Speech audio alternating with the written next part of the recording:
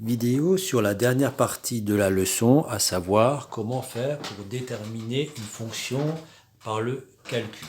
Alors il y a deux cas, il y a le cas où on a la fonction linéaire au départ, puis il y a le cas de la fonction affine. Fonction linéaire, je vous rappelle ce que c'est simplement le cas où on est dans la proportionnalité.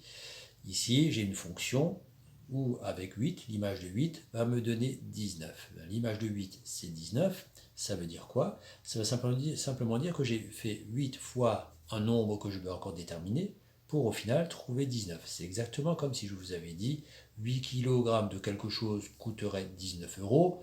Combien coûte 1 kg? C'est ça en fait que je détermine. Donc 8 fois combien égale à 19? Pour trouver ce fameux combien, entre guillemets, il suffira de faire 19 divisé par 8, c'est le calcul qui est ici, et je vais trouver que c'est 2,375. Je sais bien que ça va être plus que 2, pourquoi? Parce que 8 fois 2, ça fait 16, je vais trouver 19, donc c'est un petit peu plus que 2. Donc le nombre cherché ici est tombé sur un nombre décimal, donc qui s'arrête, je peux écrire donc 2,375. Ma fonction était qui a x associe 2,375x, j'aurais pu l'écrire comme ça aurait été rigoureusement la même chose, puisque vous connaissez les deux écritures. Ça et ça veut dire strictement la même chose. Là où c'est un petit peu plus compliqué, c'est lorsqu'on veut déterminer une fonction affine.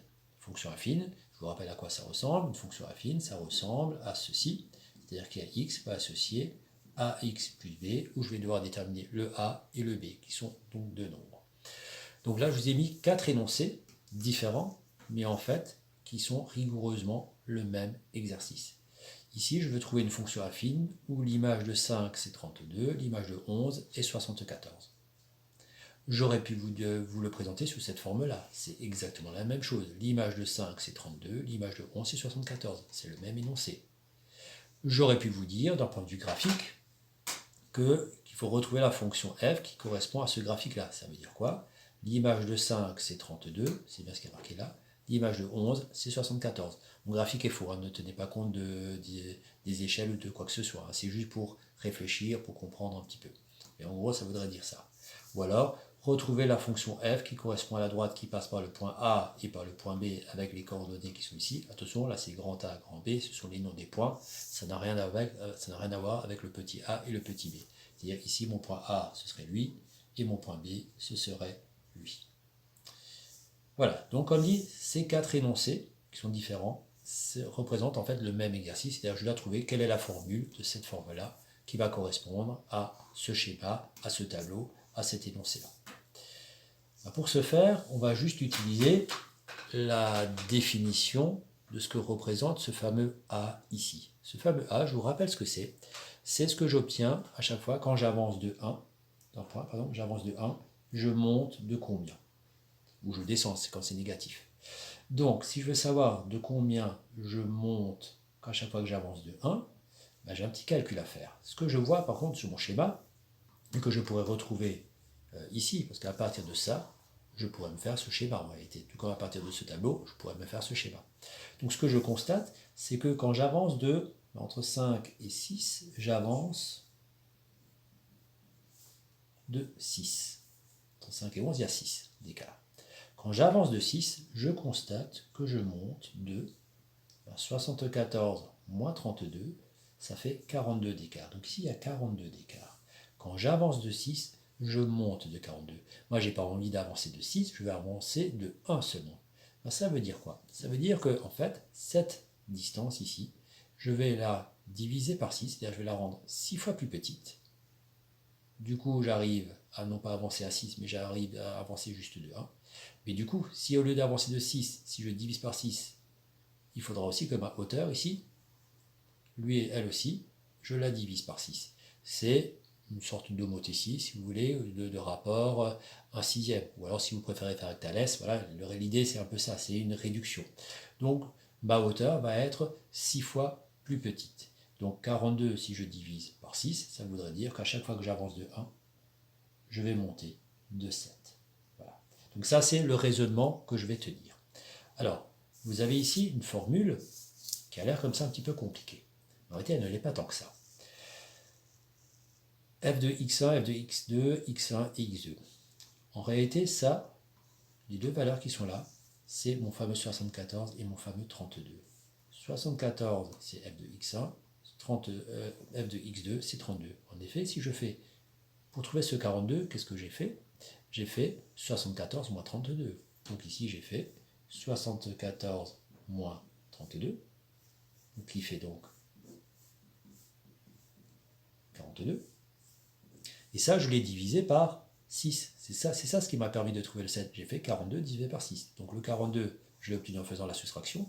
Et le 6, comment j'ai fait pour l'obtenir? C'est en faisant 11 moins 5. Donc j'ai fait 11 moins 5, et ça me fait 6. Et 42 divisé par 6, c'est comme ça que j'ai pu trouver ce fameux 7. Donc faites juste attention à une chose, par contre, il faut garder le même ordre. Vous avez vu que j'ai fait 74 moins 32 et 11 moins 5. C'est-à-dire le 74, il correspond au 11.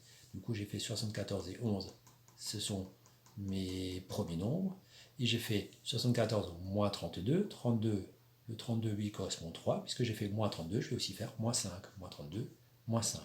On aurait pu intervertir les deux, ça n'aurait posé aucun problème. J'aurais pu faire 32 moins 74 et 5 moins 11. Mais alors je garde le même ordre en haut et en bas. Si je commence par 32, je commence aussi en bas avec le 5.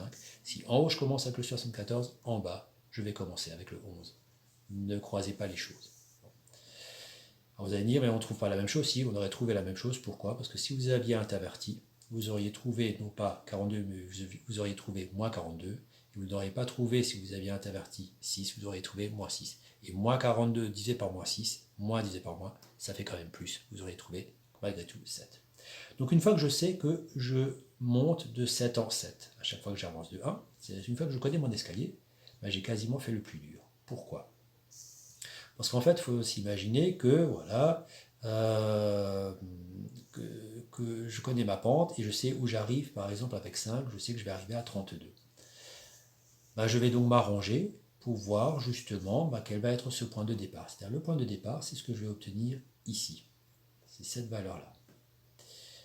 Et bien pour faire cela, il faut que je m'arrange pour que quand je vais faire, par exemple si je prends ce point-là, 5 fois, si j'avance 5 fois de, si j'avance 5 fois, je vais monter 5 fois de 7. Donc 7 plus 7 plus 7 plus 7 5 fois, ça voudrait dire que je monte en fait de 35.